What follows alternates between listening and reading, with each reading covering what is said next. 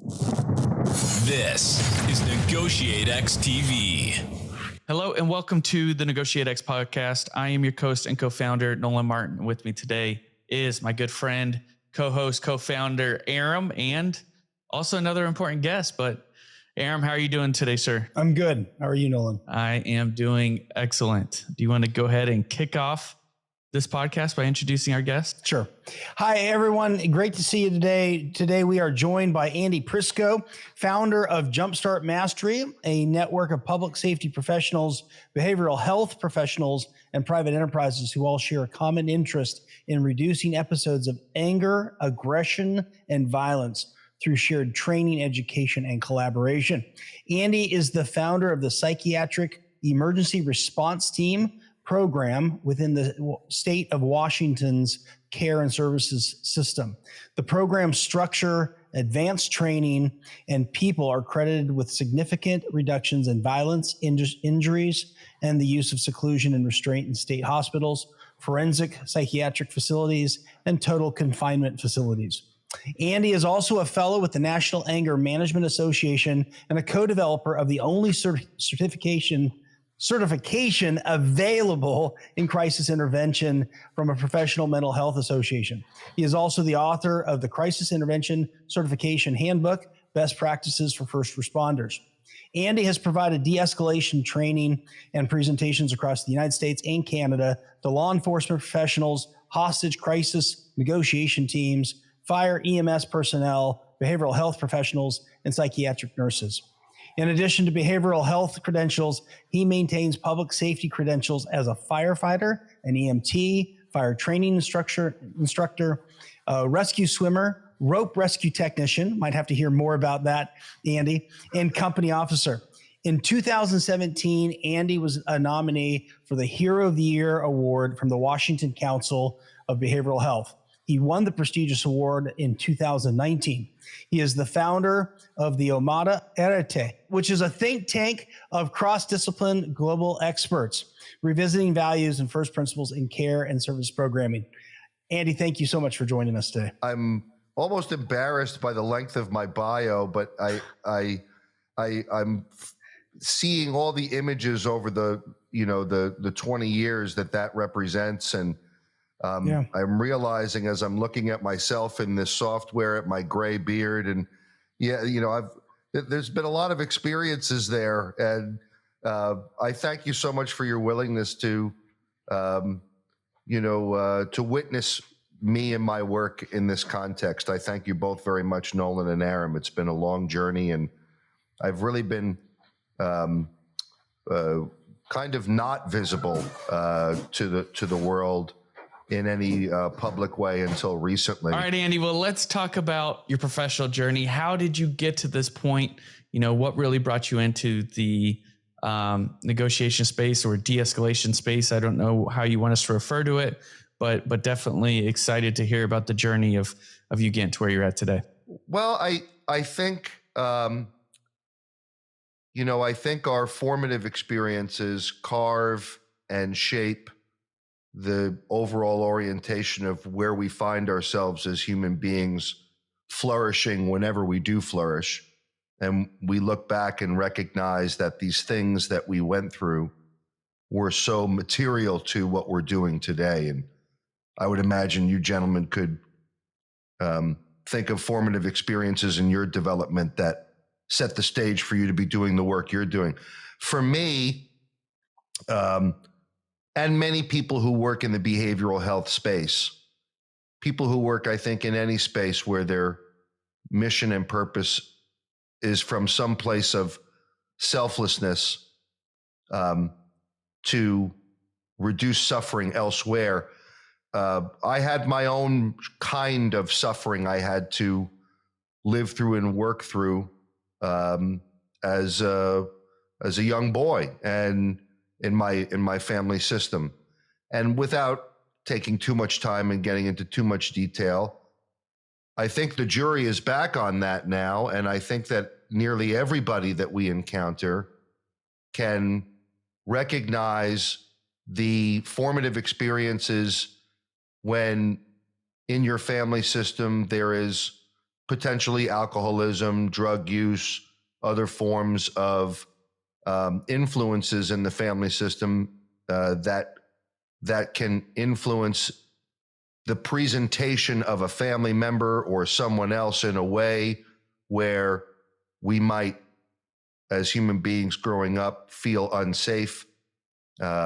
We might feel particularly, acutely attentive to the environment, and sometimes on occasion have to adjust our own behavior so that other people in the environment are manageable. We grow up very often in settings where people's emotional state can be regulated by who we are in the moment. And if things for them aren't just right, they can explode.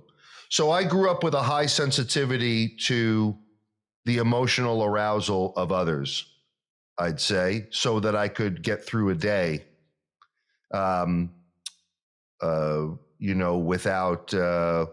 without a problem. And the work I have done in my adult career has been heavily influenced by that sensitivity. My formative experiences in observing someone else's distress and acting and conducting myself in a way so as not to make that worse, and if anything, try to make that better. I think that's what set the stage. And my fascination with psychology, which could probably be credited to a number of things, is what led me to a long, struggling undergraduate career of driving a truck and going to school at night and taking an extraordinary amount of time just to get my undergraduate degree. And then beginning the process of working in a care and services system, which began in, believe it or not, Paterson, New Jersey, a very urban setting where I was working in what's known as a psychosocial rehabilitation model. It was my introduction into care and services was a model of care where there were no staff-only areas, no staff-only bathrooms, no staff-only break rooms, no staff-only offices. There was only one area that was off limits to people served, and that was the medical records room. But that kind of place of equity, if you will, in the delivery of care and services was my initial exposure to the work, and from then on, I was hooked. And that was in the late 90s. Yeah. How did that help lead to? I'd love to know more about the psychiatric emergency response team program that you created in Washington. So how did that experience kind of lead to your creation of the team? Yeah. So that experience of being in an environment, particularly where the therapeutic structure was one of shared space and shared relationship, those environments, for all the people who work in them, require those people, when someone presents some kind of discontrol or dysregulation, care environments don't have use of force policies. We don't use that word in psychiatric care and services. So anyone who presents aggressive and even violent behavior, property destruction or assaultive behavior, until the threat itself becomes imminent, until the fist is cocked, until the chair is proffered over the head, until the golf pencil is in their hand and they want to jam you with it, words are the requirement. There is no preemptive seclusion or restraint. There is no preemptive manual restraint. There's words until the presentation of imminent risk. And even under imminent risk conditions, the spirit and the expectations of the regulations in our world is that we're going to the last moment to give someone an opportunity to engage a capacity for self-control. The psychiatric emergency response team in our state was largely inspired after an event in which I was involved, was the single largest joint metro SWAT response to a psychiatric facility in our state. where, in short, a patient in the forensic care area of the facility, and I'll leave it nameless, attempted to start a fire, successfully started the fire in a locked treatment unit, resulted in evacuation and disruption of daily operations. We had to move this person to a different secure area. The person monitoring the person served in this new area actually fell asleep.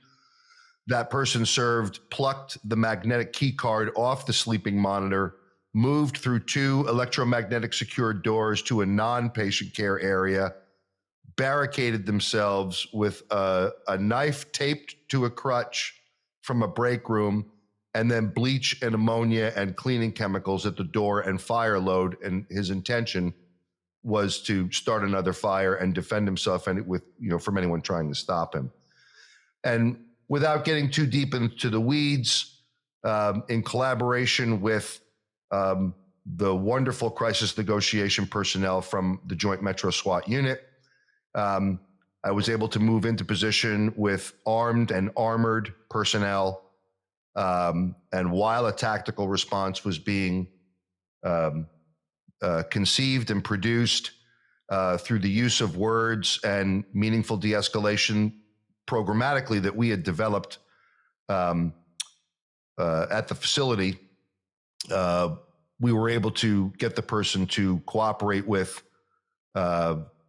staff and surrender. And they've since gone through the legal process and gone to prison. This was in a state psychiatric facility.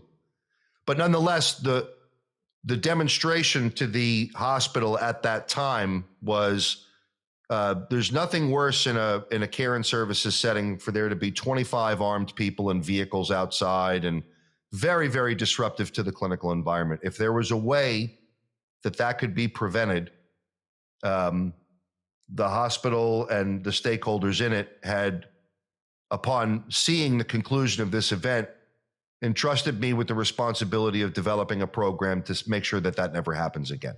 And that was the basis, that was the formative experience of the team. And the team has since programmatically gone on to be the embodiment of words-only response to high-risk emergency. And this doesn't mean careless response where they're putting themselves in inappropriate risk, but in a psychiatric care and services setting, what the data is in and the jury is back, that we have had our hands on the same people over and over again, secluding and restraining them, and we now know that doesn't modify behavior. It may acquire safety in the moment, but it doesn't modify behavior. It doesn't influence. In fact, it very often just makes things worse. So we have to meet the challenge of the presentation of high-risk behavior differently if we want to change the outcome and reduce the likelihood of future emergency. That's what the psychiatric emergency response team was all about. That's great. And what a pretty powerful story. I kind of want to use that story as we kind of continue our discussion. And that's obviously very intense situation, very tense situation for you as well. So it's what kind of skills were you able to use to de-escalate that situation? So in our work, we have a need in reducing violence to engage in the big distinction between, I think, crisis negotiation, crisis de-escalation, and let's say commercial negotiations. I've had some time to think about this over the years because the skills we use are the same. There's some objectives, different objectives that we have, and there are different ways in which we can sequence and stack the skills based on the objective. Here's what I mean. In the commercial negotiation space, we hear terms all the time like active listening or minimal encouragers, or you guys have had Gary Nesner on, like these terms. Gary is so articulate at describing the formative years of the crisis negotiation program and how they collaborated with counseling psychology to develop curriculum. And in the course of curriculum development, when they went to the psychology world and they went to these Rogerian concepts, Carl Rogers is the founder of these terms in the late 1950s. These things that we use, paralanguage, mirroring, reflection statements, active listening, which is listening to confer the clear understanding to the person making disclosure that everything that they're communicating is seen, heard, and understood, and how do we leverage that? That occurs in commercial negotiations every day. In our space, we use some of the same and different terms to describe that phenomena. The use of validation statements, listening and observing, accurately reflecting what has been stated, articulating the unverbalized, validating in terms of history, validating in terms of circumstances. So what do we do in those high-stakes situations that's really different? Not much, but here's our objective. I think the world in which you gentlemen provide such meaningful education and value is by assisting people in these chess games across the boardroom table where everybody, largely speaking, is in a self-regulated state. So their capacity for diversity of thought and diversity of expression in the higher cortical regions of the brain is very wide. You're not in an environment where someone is about to bludgeon you with some AA batteries in a sock, right? Everyone's trying to leverage to get to an objective. We have an objective too, but it's compressed in the time frame to something far more brief. The objective is not to solve the problem that the person in crisis claims is responsible for their dilemma. Our responsibility and objective, categorically, is to help someone engage a capacity for self-regulation right now so that they have the freedom and the liberty to solve their problem later. Well, what do I mean specifically by that? Let's say someone in an acute care admissions environment is completely in discontrol, engaged in the common area in the use of racial slurs, inciting potential group violence in the environment, and someone says, you got to bring that to a stop right now. Okay, so what's pretty clear? We have a circumstantial objective. We have to get this to stop, but we have rules in place that regulate how we go about doing that. So now I have to get this person to want to stop. I'm not going to be able to stop them. I can't muzzle them. I can't tackle them. I can't drag them away like with a big hook like we used to see in the cartoons as kids when someone would pull you off the screen. I can't do any of those things. I have to get this person to want to stop, and I have to figure out how to do that.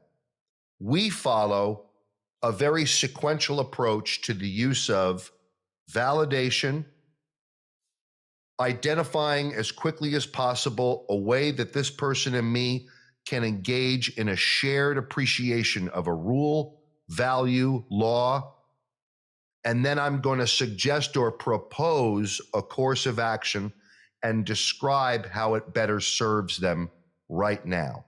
So even if I have to provide a description of an undesirable outcome, if I have to say, hey, look, if this continues, if this course of behavior continues, the likelihood here is that you could be escorted against your will by a number of people to a place of isolation or segregation. But if you engage in more safe, appropriate language right now, you'll have an opportunity to stay.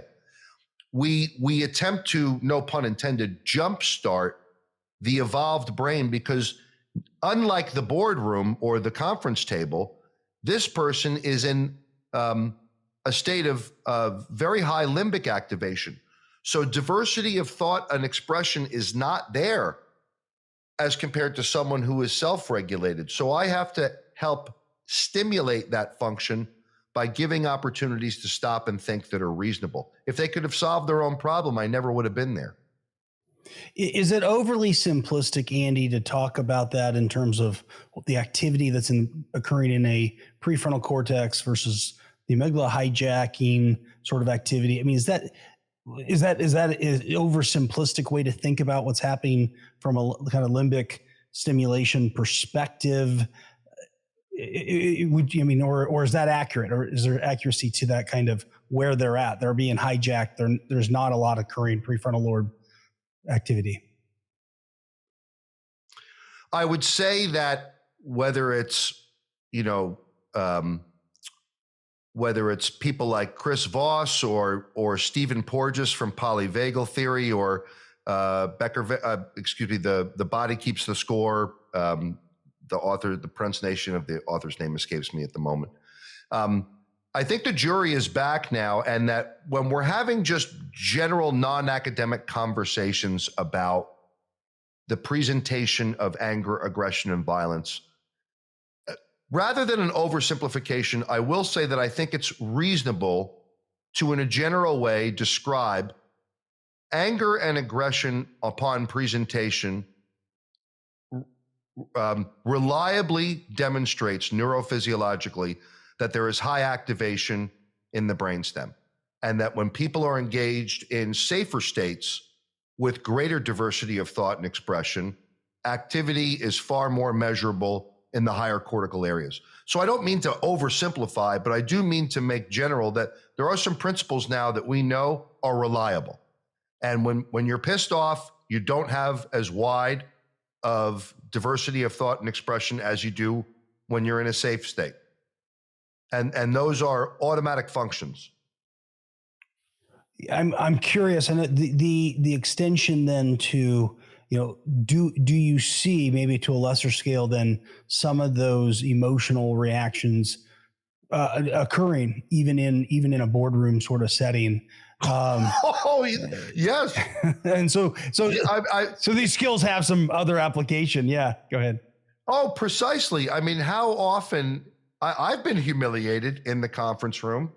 I remember being in a meeting where I was terribly triggered, and there were labor representatives there. I was defending my program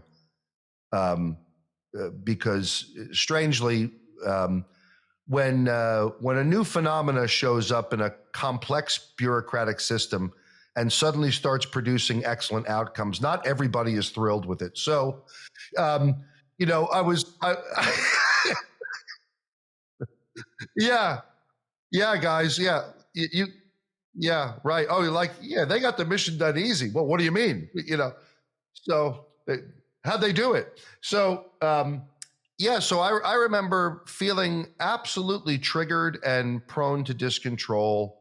And consequently, when that happens, I remember the physical experience myself of finding it hard to articulate complex ideas. I'm feeling shame and insecure because I'm in a room with a bunch of psychiatrists and nurses who all look down their nose at, you know, some kid from the New York metropolitan area who eats pizza and only has his undergraduate degree that he's getting in between someone's clinical judgment and someone with a cup of urine, and trying to prevent that person is unnecessarily tackled. So, you know, having to defend myself in that environment, that was a very formative. And I remember my CEO, who I loved and still do, he let me squirm. He wanted that to be a learning experience for me, and he didn't defend me. And I remember just feeling trammeled. And he was from Elizabeth, New Jersey, by the way. I just want to point that out. Anyway, yes. So, oh yeah, yeah, and as someone who he was interested in seeing move up and become a more mature administrator, manager, supervisor, man, someone who was interested in my well-being, saw the learning opportunity for me to get my ass handed to me in this meeting. So, so yes, I would say that I think that the commercial negotiators enjoy collaboration with the people who have experience in these, let's say, less ornate, complex negotiations that can occur in the commercial setting.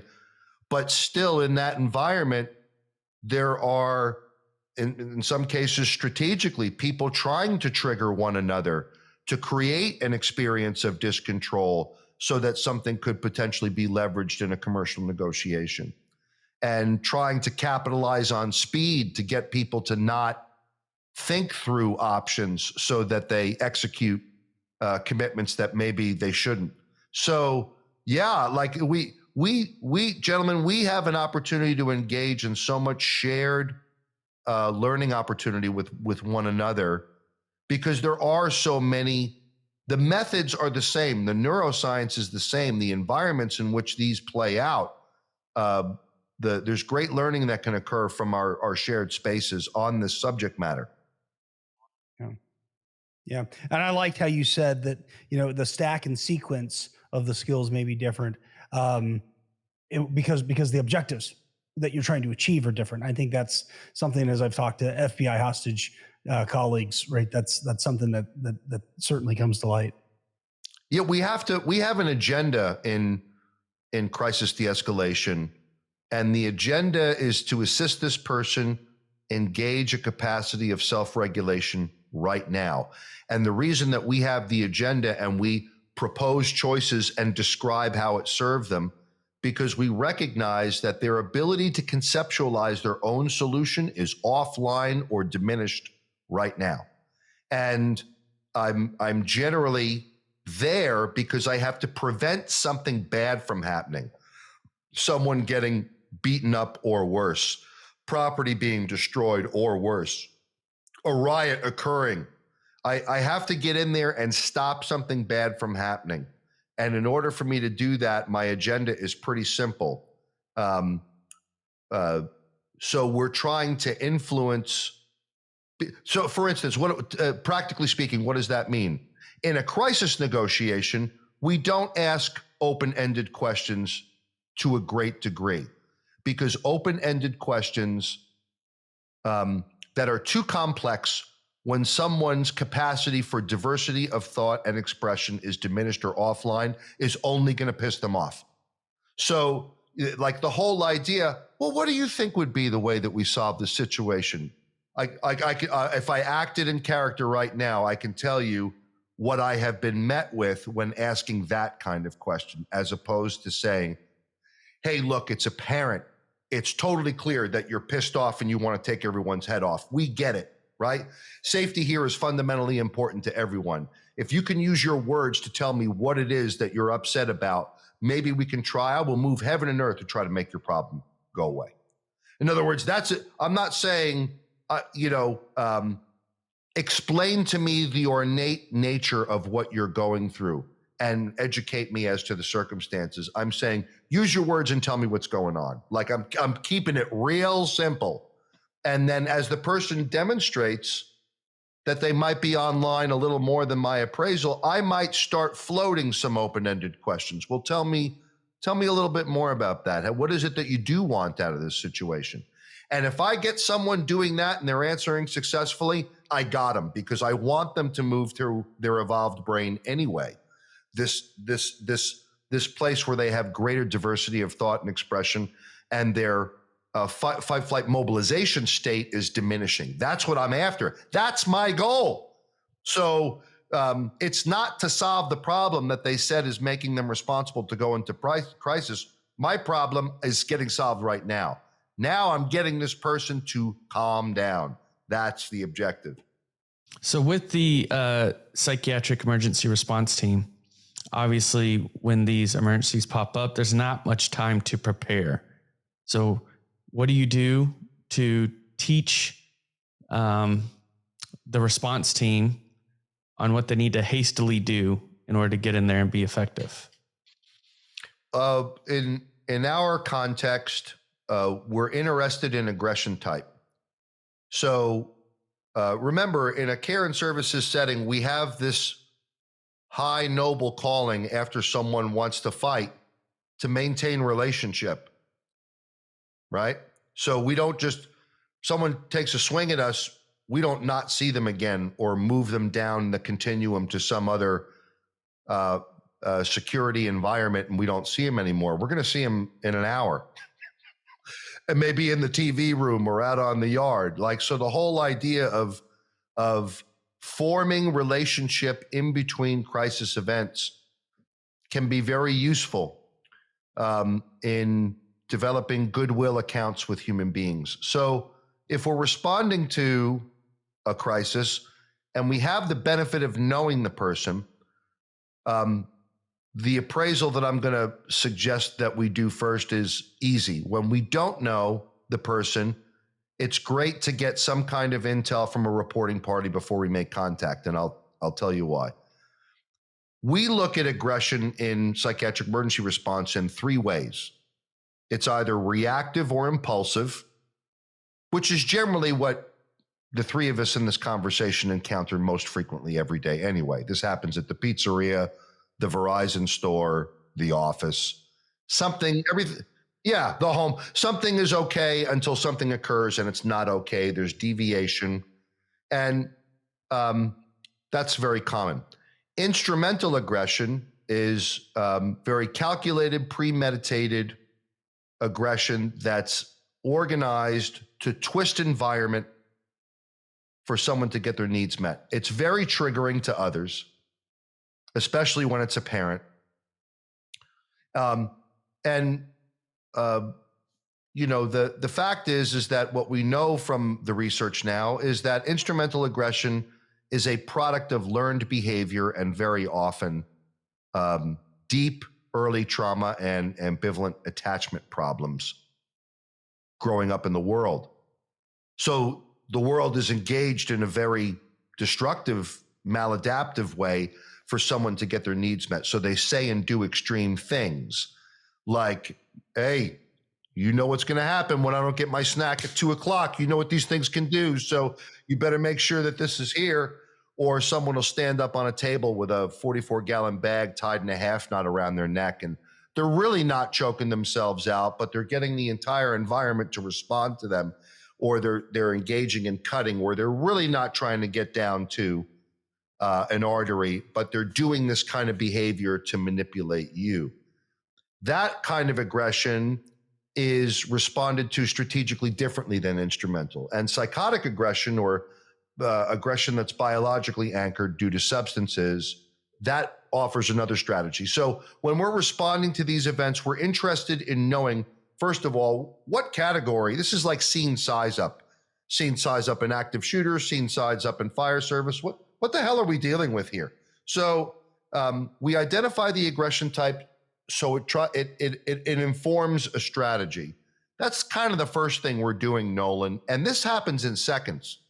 This happens in terms of observation or interaction with the nurse, or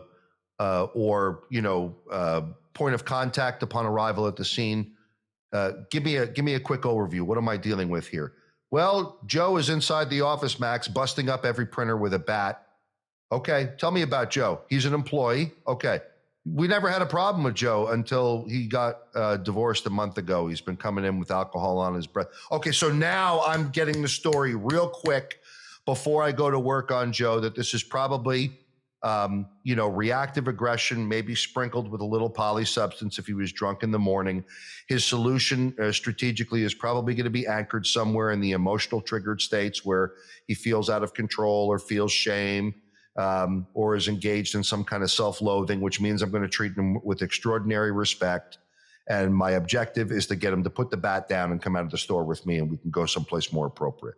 And I'm figuring that out in seconds. And this can be done by anybody. This is not like, you got to be some high credentialed academic thinker, because I'm not that. And the people I work with who do this are not that.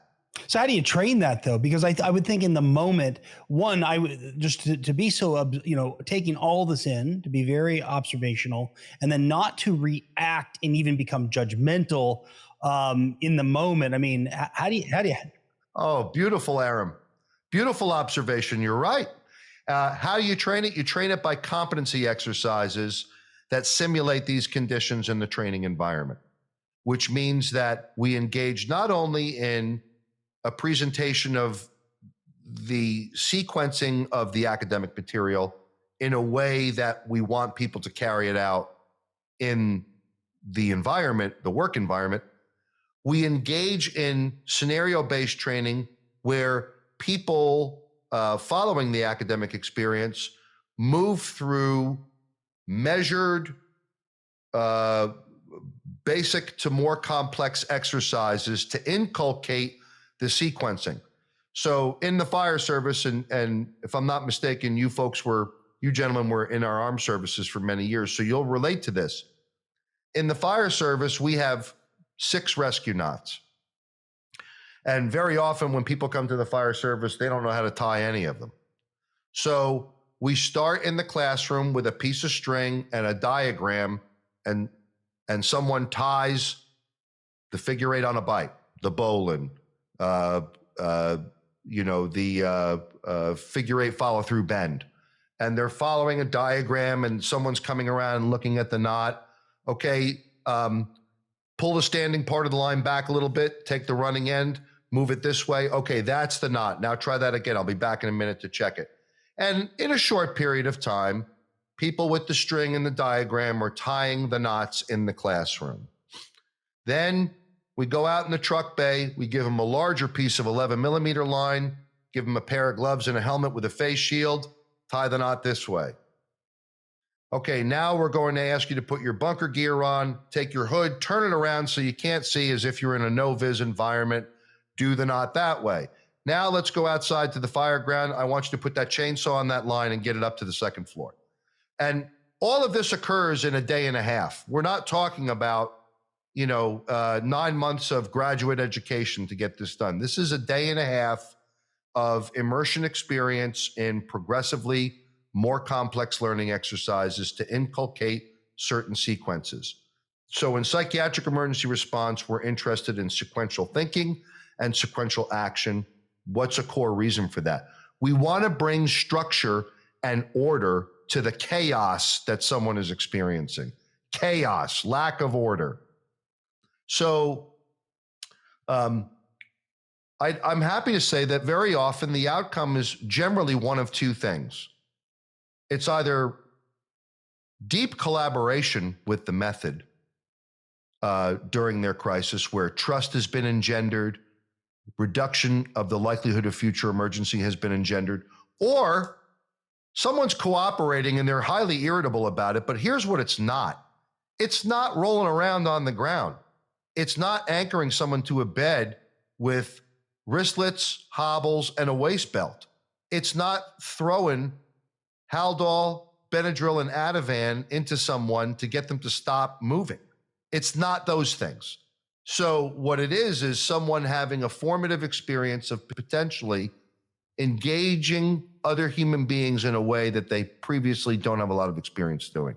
And in that way, it's very noble, because very often people who present that kind of behavior are not met with that kind of method. They're met, Aram, exactly with what you just described.